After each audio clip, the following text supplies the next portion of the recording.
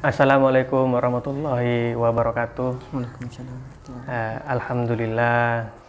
Allahumma sholli ala sayyidina Muhammad. Tretan Java kali ini sangat-sangat beruntung karena Tretan Java mendapatkan peluang untuk melakukan interview secara eksklusif dengan Kiai Haji Ismail Amin Khalili. Assalamualaikum itu. Waalaikumsalam warahmatullahi wabarakatuh. Terima kasih sudah memberikan waktunya untuk kami. Hayakumullah. Ini banyak sekali kan toh. Maaf pakai bahasa Indonesia. Banyak sekali respon dari netizen atau warganet yang ingin sekali kenal dengan sosok siapa sebenarnya Kiai muda dari Madura, yaitu Lora Kiai Haji Ismail Amin Khalili. Kalau boleh kami mengajukan pertanyaan, siapa sebenarnya Kiai Haji Ismail Amin Khalili ini? Dari biografi, latar belakang pendidikan mungkin begitu ya. Assalamualaikum warahmatullahi wabarakatuh. Waalaikumsalam warahmatullahi wabarakatuh. Bismillahirrahmanirrahim. Wala hawla wala quwwata illa billahil aliyyil azim. Subhanaka la ilma lana illa ma 'allamtana innaka antal alimul hakim. Terkait sekilas tentang perjalanan hidup saya, tentang biografi saya, ya, meskipun saya kira sampai sekarang masih belum ada sesuatu yang membanggakan atau patut untuk dibanggakan, tapi saya akan menyebutkan tentang sekilas biografi saya, mungkin bisa menjadi inspirasi ya, bagi para penonton, bagi para netizen dimanapun mereka berada.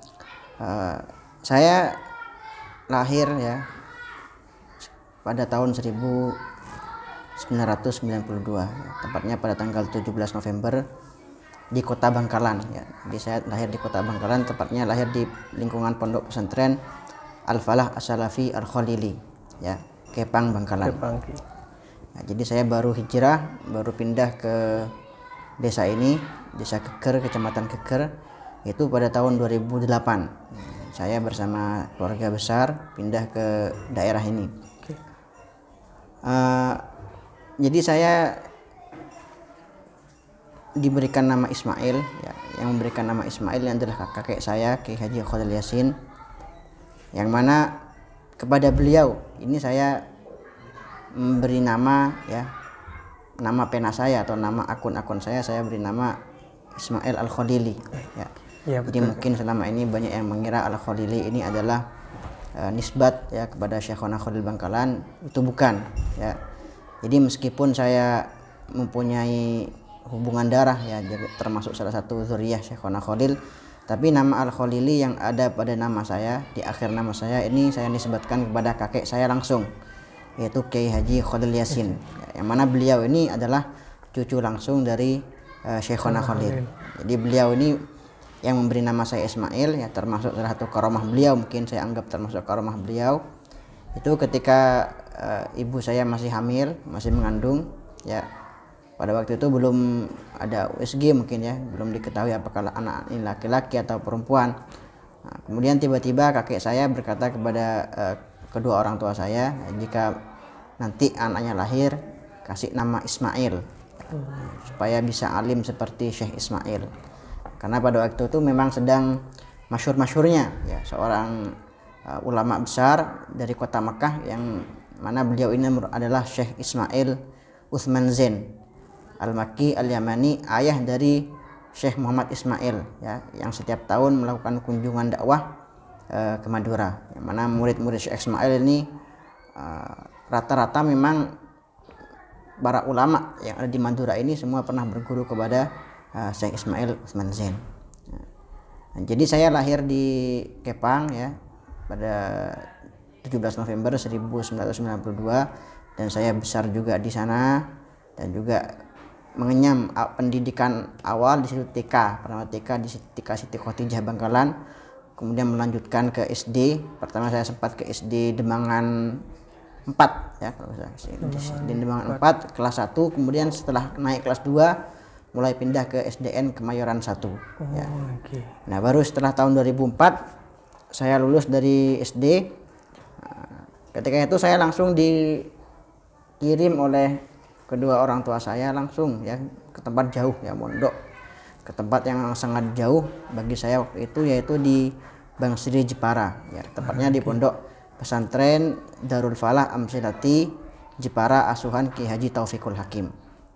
Nah, di situ saya ketika kalau nggak salah saya umur 11 tahun atau 12 tahun saya mulai belajar tentang ilmu agama. Pertama kali saya mendalami ilmu agama secara intensif yaitu ketika saya di Jepara. Waktu itu fokus hanya nahwu shorof saja.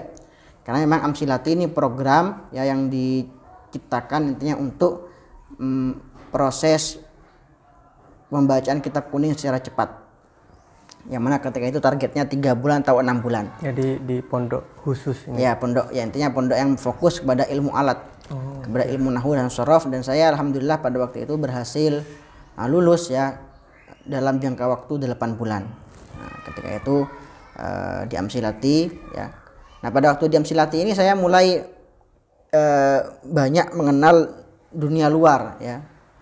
Ya, maksudnya saya ini banyak dikenal orang bukan baru-baru ini, maksudnya mulai dari dulu ketika saya masih kecil di Jepara saya sering kali dibawa oleh kiai saya, Kiai Taufikul Hakim, ke pelosok intinya ke penjuru Indonesia, penjuru Nusantara. Ya, jadi ketika itu pertama kali saya di Jepara, pertama kali ke Palembang, ke Bali, ke Bandung, Garut dan lain sebagainya. Beliau Kiai Taufikul Hakim membawa saya ketika acara seminar sebagai sampel ya.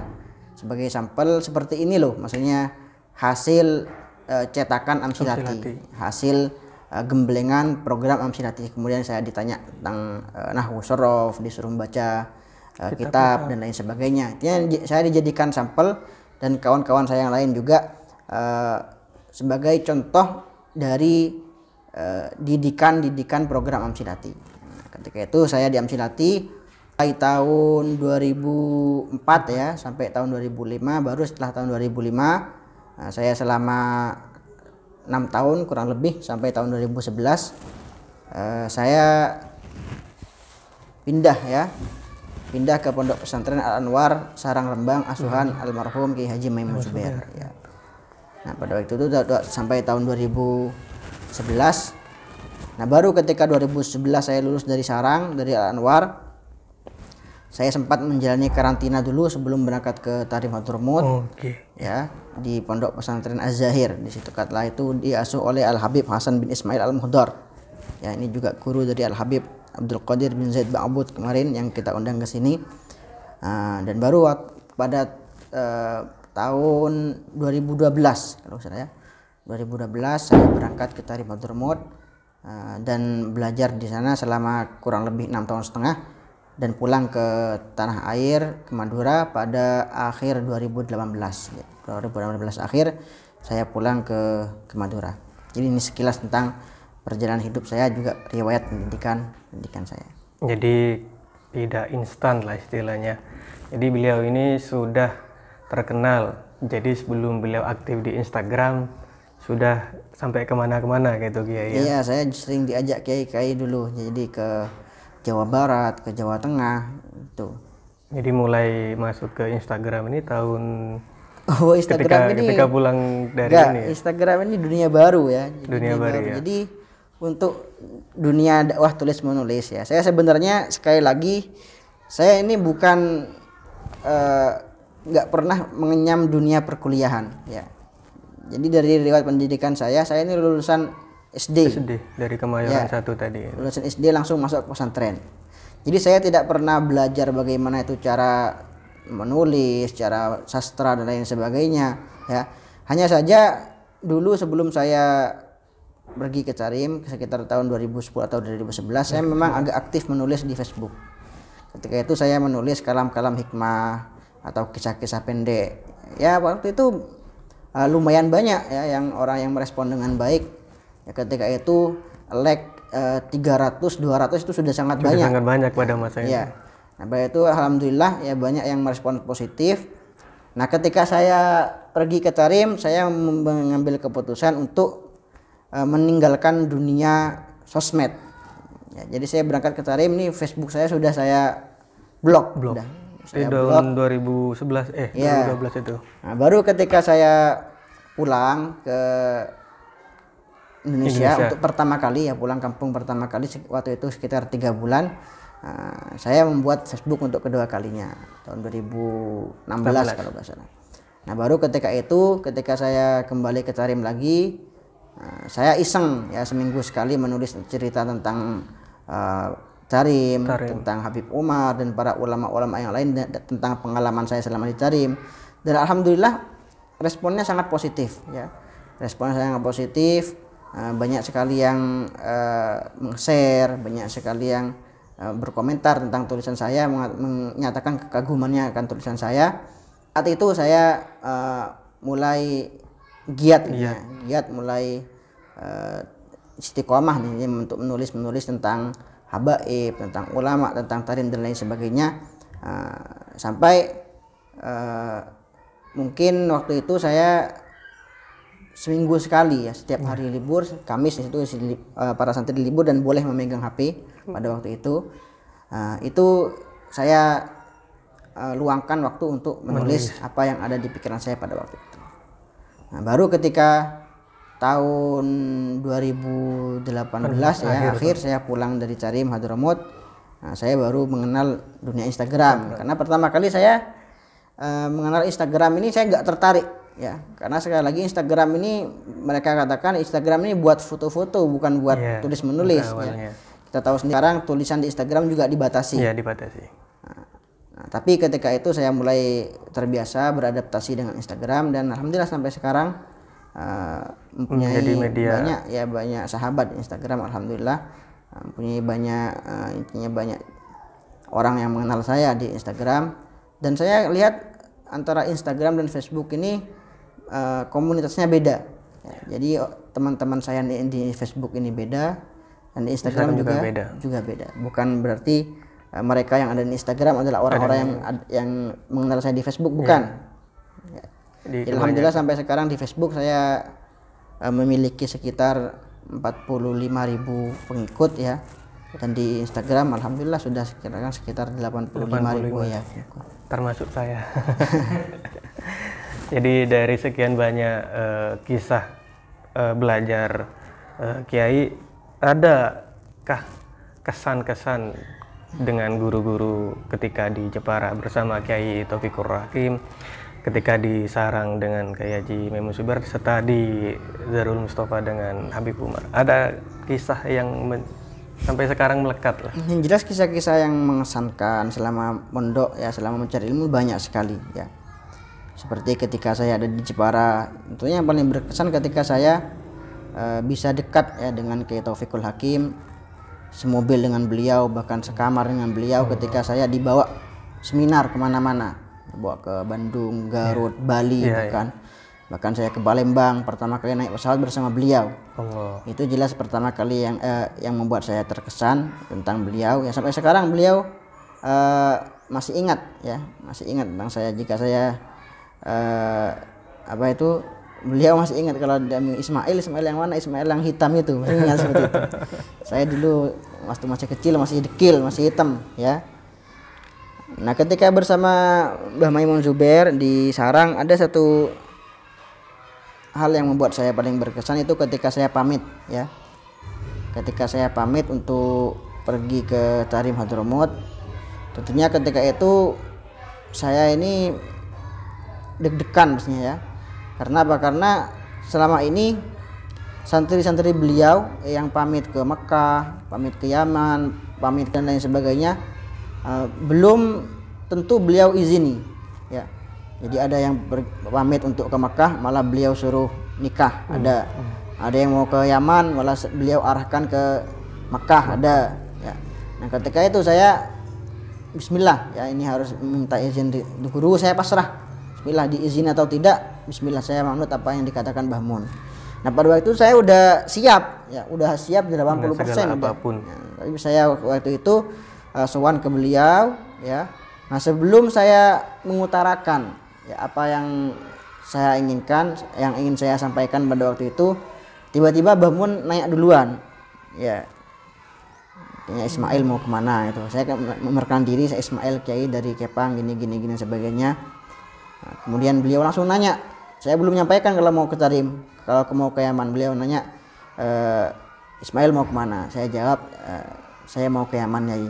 Langsung Mbah Maimun ya tersenyum pada waktu itu dan mengatakan, al ilmu yamanin ya wal hikmatu yamaniyah. Itu al ilmu yamanin wal hikmatu yamaniyah, bahwa ilmu ini pusatnya adalah di Yaman dan hikmah juga berasal dari Yaman. Ini sekaligus bukan hanya menurut saya bukan hanya restu ya, bukan hanya restu, juga sekaligus doa dari beliau ya, yang secara tidak langsung mendoakan agar ilmu yang saya dapatkan di Yaman ini bisa menjadi barokah ya, bisa menjadi ilmu yang manfaat untuk orang lain seperti itu. Nah, dan juga ketika di Tarim banyak sekali tentunya pengalaman ketika saya di Tarim. Yang paling berkesan tentunya ketika di Tarim ini, waktu itu ketika saya dua kali mendapat kesempatan langsung untuk berceramah, untuk memberi kata sambutan di hadapan Habib Umar ya. Nah, jadi ketika itu saya tahun kedua saya mendapatkan kesempatan emas untuk menjadi perwakilan ya dari para pelajar memberikan kata sambutan di hadapan Habib Umar. Dan yang kedua ini pada tahun 2017 kalau nggak salah, itu untuk kedua kalinya saya memberikan kata sambutan di hadapan Habib Umar, tapi skalanya untuk kedua kali ini lebih besar karena dulu memberikan kata sambutan atas nama pelajar cabang. Ketika itu saya Darul Idrus cabang Darul Mustafa.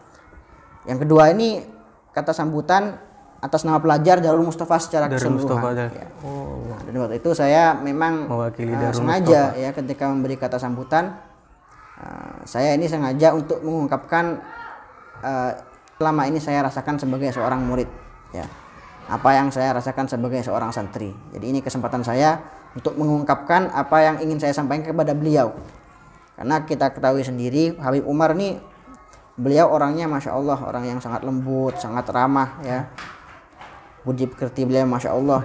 Tapi semua mengakui bahwa Habib Umar ini adalah orang yang sangat besar haibahnya ya. Sampai-sampai banyak di antara teman saya ketika ngaji ke beliau yang acara ketika majelis rohah dan lain sebagainya, ini mereka bukan berebutan ada di depan, berebutan ada di belakang. Haibah beliau Masya Allah, wibawa yang sangat besar dimiliki beliau, sehingga seorang ini mungkin tidak akan kuat memandang beliau lama-lama, ada yang menunduk dan lain sebagainya ya, ada yang sampai menangis dan lain sebagainya. Nah ini ketika itu kesempatan tersebut menjadi perwakilan para pelajar, saya gunakan sebagai untuk mengungkapkan apa yang selama ini saya rasakan ya. Jadi saya katakan bahwa kami ini mencintai Anda, mencintai antum Habib, kami ini mencintai panjenengan, kami ini semoga diakui sebagai murid-murid panjenengan. Ada sampai sekarang saya sempat post kata sambutan ini di Instagram ada, di Facebook ada, di YouTube bahkan juga sekarang sudah ada. Ini saya ungkapkan bagaimana seorang murid ini ingin menyampaikan bahwa meskipun dia sadar ya bahwa dia itu punya banyak salah ya, meskipun dia punya banyak dosa, meskipun sering melakukan pelanggaran dan lain sebagainya, tapi sampai kapanpun tetap seorang murid ini akan selalu berharap agar diakui sebagai seorang gurunya, diakui oleh gurunya, dan selalu meyakini ya bahwa meskipun selama ini dia terpincang-pincang oleh kelalaian dan kemaksiatan ya, tapi pada hakikatnya dia selalu yakin ya bahwa dia selalu mencintai para gurunya, selalu ingin melaksanakan apa yang diridhoi oleh para gurunya. Ini ada sekilas yang kelewat. Ajunan menyebutkan pernah di karantina sebelum ke Tarim. Iya. Yang dimaksud dengan karantina itu sendiri itu apa, Kiai? Oh, jadi dulu sebelum ke Tarim sampai sekarang juga ya. Jadi dulu ketika ada seorang pergi ke Darul Mustafa, ingin ke Darul Mustafa, ini harus tentunya digembleng dulu seperti itu. Yang digembleng dulu, yang diberikan arahan dan lain sebagainya. Dan waktu itu bebas ya, mau ke Habib Jamal bisa, ke Habib Hasan bisa, Habib Soleh bisa. Nah, waktu itu saya ditakdirkan oleh Allah Subhanahu wa taala untuk melalui jalur Habib Hasan. Nah, jadi ketika seorang ingin ke Darul Mustafa ini harus ada intinya pembimbingnya, siapa yang bawa Habib, siapa yang bawa sertifikasi lah. Nah, pada waktu itu saya alhamdulillah diberi kesempatan untuk masuk ke Darul Mustafa melalui jalur Habib Hasan, yang mana beliau ini juga merupakan salah satu dari murid Habib Umar angkatan pertama, termasuk Habib Hasan, Habib Jindan, Habib Munzir dan lain sebagainya. Dan pada waktu itu saya ini mulai mengenal tentang Tarim, mulai mengenal tentang Habib Umar, dan lain, mulai mengenal tentang Hadramut baru ketika saya ada di Keraksan. Di Keraksan itu. Jadi memang dihususkan untuk sebelum berangkat ke Tarim harus digembleng dulu. Iya, iya. Ini banyak sekali kisah yang baru kita pahami di saat podcast. Ini juga ada titipan pertanyaan dari netizen. Karena sebelumnya kami juga melakukan polling untuk pertanyaan. Ini kalau ditanyakan semua, insya Allah sampai besok ini nggak selesai. Jadi sebelum ditanyakan ke Kiai, tim sudah melakukan sorting ya. Ini kayak skripsi kan tuh. Ini ada pertanyaan dari akun kadada.ngaranya Astagfirullah, banyak sekali ini namanya. Pengalaman yang paling mengharukan ketika di Tarim.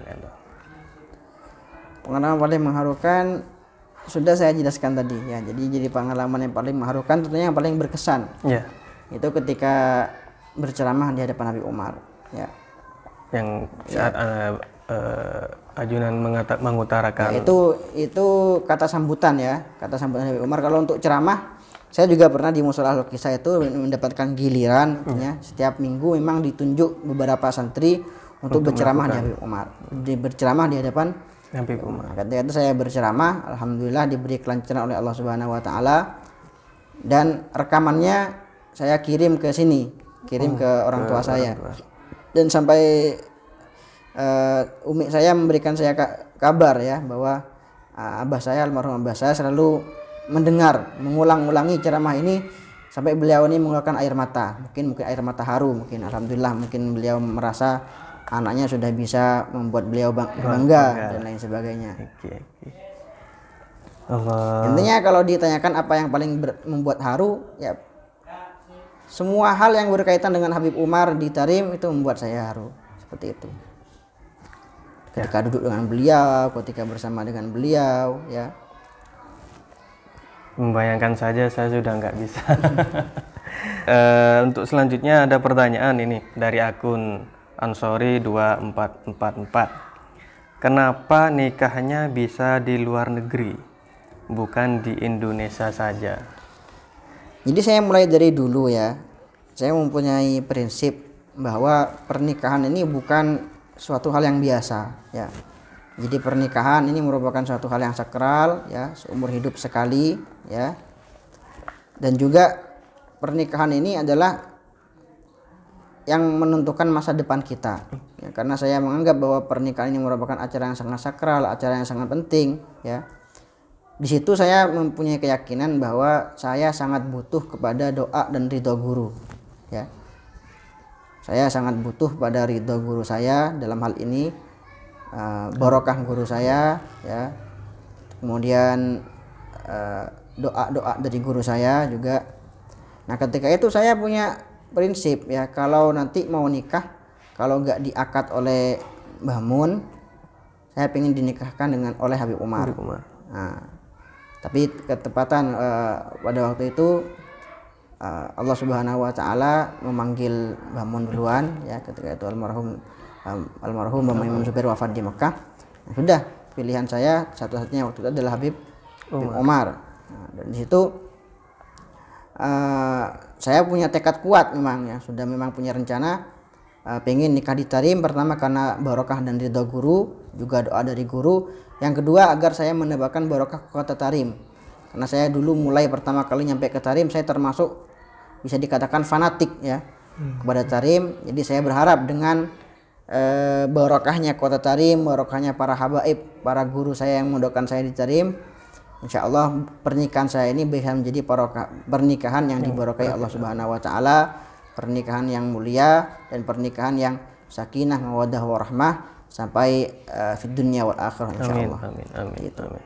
Dan jadi bukan untuk pamer-pameran, untuk gaya-gayaan, bukan. Ya, jadi sekali lagi saya katakan apapun akan saya kerahkan ya, apapun akan saya lakukan dan jarak sejauh apapun akan saya tempuh demi meraih barokah doa dan ridho dari guru saya seperti itu. Jadi saya ke Tarim ini untuk menikah murni biaya dari saya sendiri, bukan bantuan dari orang tua saya, murni.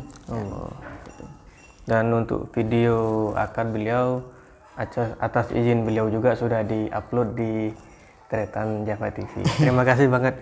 Terima kasih. Jadi saya memang punya cita-cita dari dulu bahkan ya, ketika banyak teman-teman saya nikah di Tarim, akad di Tarim ya. Jadi saya juga punya angan-angan ya. Andaikan saya juga bisa nikah di sini seperti itu. Jadi Alhamdulillah. Senior sudah pernah nikah juga di Tarim. Banyak, bagian dari mereka ada. Bukan cuma 1-2, banyak. Jadi mungkin karena jenengan ini jadi agak viral ini waktu itu. Sampai Gus Baha pun juga. Iya, beliau ini sering nanya, kenapa kok jauh-jauh. Sampai nikah di Tarim. Saya lihat di YouTube ketika beliau menanyakan hal tersebut itu. Oh, di YouTube. Iya, ada waktu itu. Enggak, di akun Instagram Ajunan gitu. Oke. Dan ini juga ada pertanyaan dari Haidar Tamamiyah, bagaimana cara menghilangkan sifat sombong? Oke, jadi sifat sombong ini ya, tentunya jika seseorang ini dikenal orang banyak ya, mendapatkan intinya kedudukan dan pangkat, mendapatkan nama yang baik di hadapan masyarakat dan lain sebagainya, pasti penyakit yang paling banyak ia alami adalah penyakit sombong atau ujub. Nah, ketika seorang mulai terkenal, mulai dikenal, intinya seorang mulai intinya dikenal sebagai seorang ustadz, seorang alim, seorang dai dan lain sebagainya, ya. Intinya untuk menghilangkan sifat sombong, ya. Jadi sombong ini adalah merasa bahwa diri kita ini lebih baik daripada orang lain. Itu inti dari sombong, ya. Jadi sombong ini bukan pakaian bagus, mobil mewah, bukan, ya. Tapi sombong ini adalah ketika kita menganggap diri kita lebih baik dan menganggap orang lain lebih rendah. Itu adalah sombong. Dan juga tidak lepas dari sombongnya adalah sifat ujub jumawa. Ya, ketika kita merasa bahwa kita ini hebat, kita merasa bahwa kita ini adalah orang yang masya Allah dan lain sebagainya. Nah, intinya untuk menghilangkan sifat ini. Jadi selama ini saya sadar ya bahwa ini adalah sifat yang mungkin paling bisa menjadi penghalang ya bagi saya dari ridho Allah Subhanahu Wa Taala. Selama ini saya meyakini bahwa ya untuk menghilangkan sifat ini saya meyakini bahwa semua yang saya dapatkan, ya, semua yang saya raih dari kemuliaan dan keterkenalan dan lain sebagainya, ini semua murni dari Allah Subhanahu Wa Taala, seperti itu. Jadi semuanya ini adalah murni titipan dari Allah Subhanahu Wa Taala, amanah dari Allah Subhanahu Wa Taala. Jadi saya sama sekali tidak mempunyai andil, ya. Saya seperti ini ya bisa dikenal orang banyak bukan karena saya baik, bukan, ya. Bukan karena saya masya Allah, bukan karena ilmu saya, bukan karena saya amal saya, bukan, ya. Tapi ini murni kehendak dari Allah Subhanahu Wa Taala, ya. Jadi saya ingat apa yang diucapkan oleh Al-Imam Ibnu Athaillah As-Sakandari, ya, ketika engkau dipuji oleh seseorang, ya, itu bukan karena engkau baik, ya, bukan karena engkau masya Allah, bukan karena ilmumu, bukan karena kebaikanmu, tapi karena ketika itu Allah Subhanahu Wa Taala sedang menutupi aib-aibmu, Allah Subhanahu Wa Taala menutupi kekuranganmu, ya. Dan juga seseorang yang meyakini bahwa semua yang dia miliki, entah itu harta, entah itu amal, entah itu ilmu, semuanya dari Allah Subhanahu Wa Taala, dia tidak akan pernah merasa sombong, dia tidak akan pernah merasa ujub, tidak akan pernah merasa lebih baik dari orang lain, ya. Untuk apa kita merasa lebih baik? Toh apa yang kita miliki hakikatnya bukan milik kita, kita ini seperti tukang parkir, seharusnya seperti tukang parkir kita tiru ya. Bagaimana tukang parkir ini punya mobil banyak ya, punya mobil banyak, mobil Alphard, Pajero, mungkin Lamborghini ya, tapi tukang parkir tidak pernah merasa dirinya kaya ya, tidak pernah merasa dirinya lebih kaya daripada orang lain ya. Mengapa? Karena meskipun dia punya mobil banyak ya, tapi dia yakin, sadar bahwa semuanya adalah titipan ya.